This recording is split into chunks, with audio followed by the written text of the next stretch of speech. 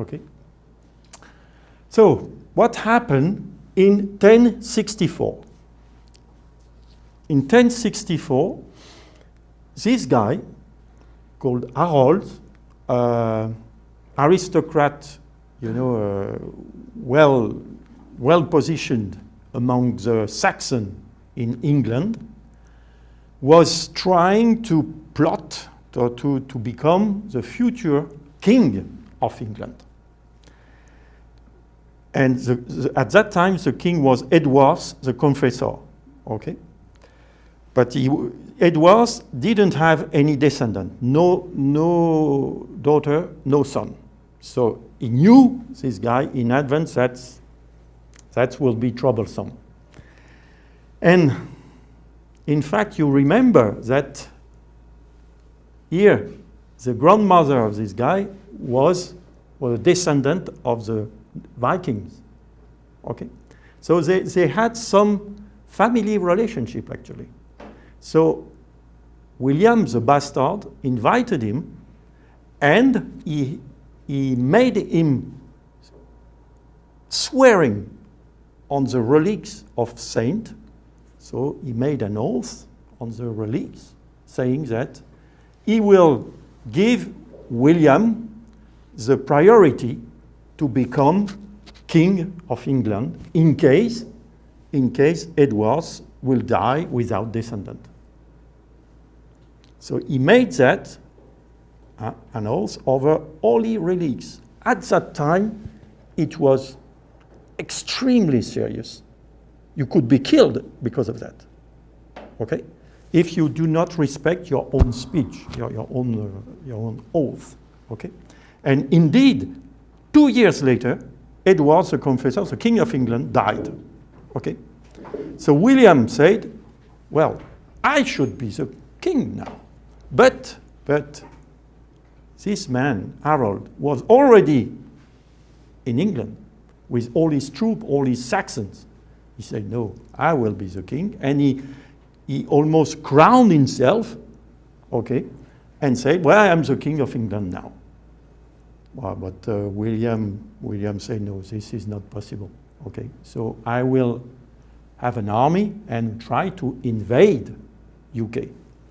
So this is related, you know, this scene is on the tapestry of Bayeux, which has been produced in 1070. So this tapestry has almost 1,000 years.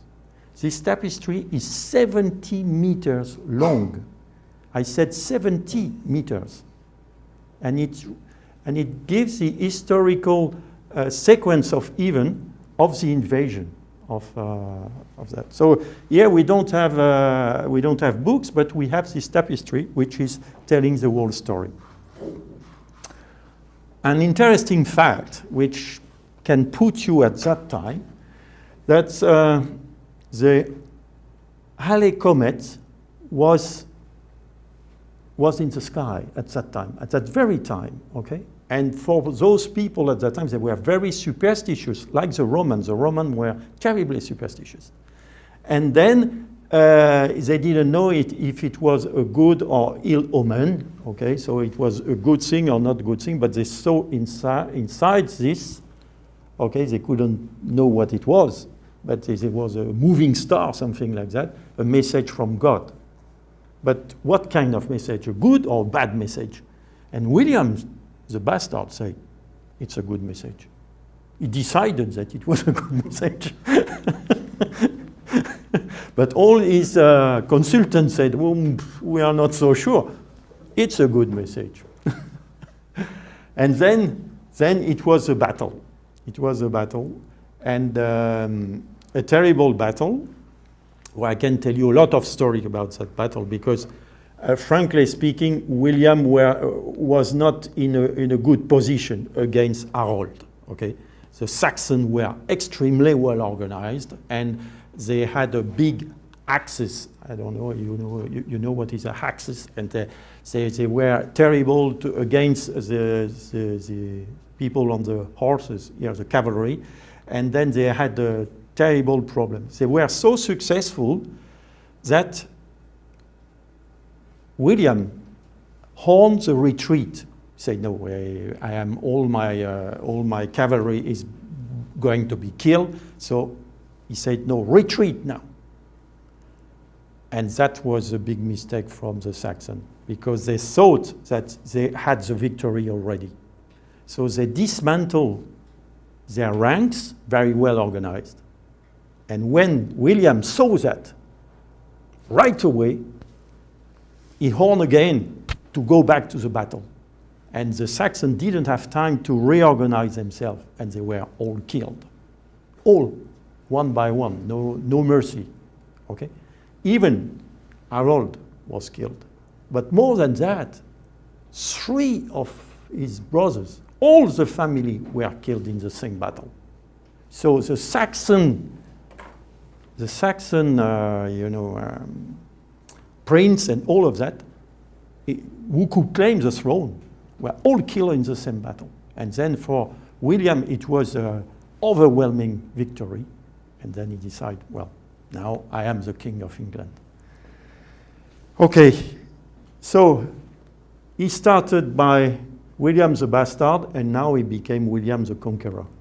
And the Pope was very influential at that time, was very pro him. And then the term bastard disappeared, which was incredible, okay? And then he became, at the same time, King of England and Duke of Normandy. And this is not good. This is not good, because Normandy was a duchy between 2 kingdoms, okay? France, you cannot have a king who has to obey to another king because he's Duke of Normandy. That's for sure. You can imagine that sooner or later you will have a problem.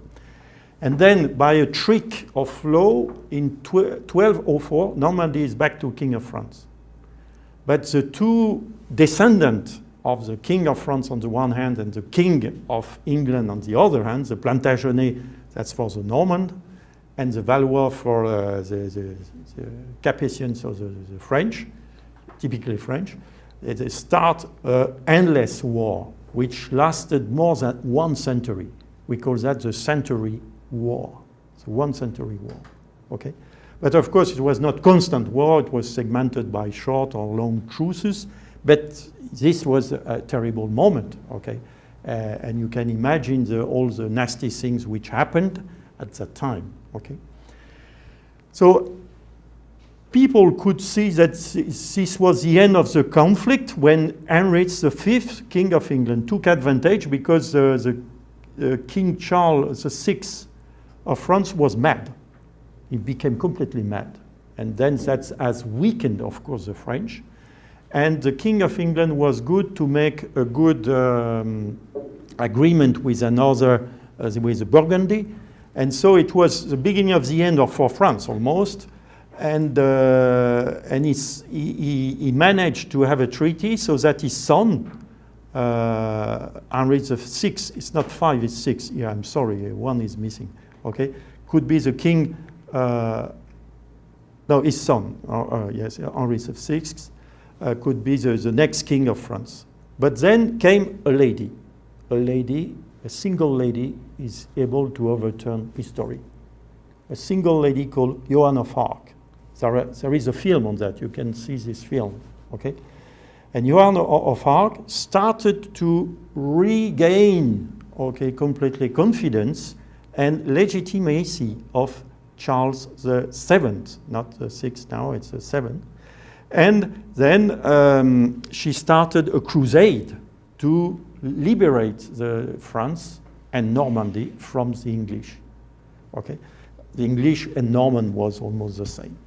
And still now, she celebrated the 30th of May in my city in Rouen because she was burned as a witch. Okay, they said, well, she's a witch. She's not a normal lady. Okay, and then in 1453 it was almost over, and the British lost a lot of soldiers at that time. And then the treaty to put the peace was, you see, signed more than 20 years later. So you see the deep resentment between the two nations. British on the one hand, with the Norman at their top, and the French. And I can tell you that since that time, so it is starting at that time, 13 something, the British and the French are not enemy, but like, two brothers who are quarreling all the time. Okay, so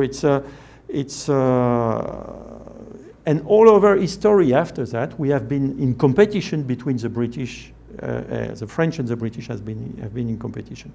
Okay, it's the root of that come from that period, and many things after that can be rewrite because of this deep resentment.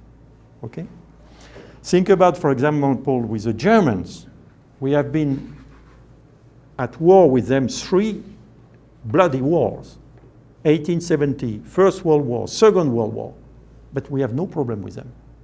Still with English, always problems. Okay, so you see, it's the roots of that are much deeper. Something, yeah, okay.